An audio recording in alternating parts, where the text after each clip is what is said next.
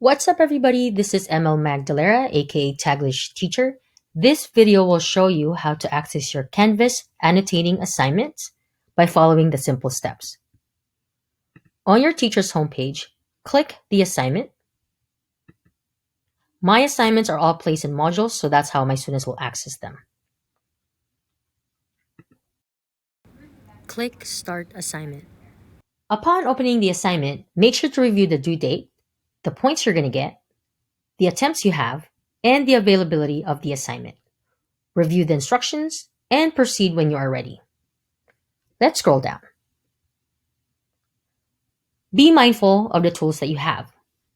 This tells you how many pages you have, and you can look at the pages by clicking the arrows. If the PDF is too small for you, you can zoom in and out of the PDF. If you would like to add any information on a specific part, you can go ahead and click this tool. It gives you different colors, and put that mark wherever you would like. Here, you can leave a comment.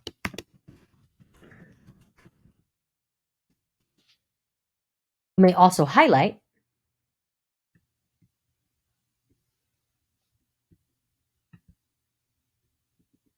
and change the colors if you would like. You can add some text to the side.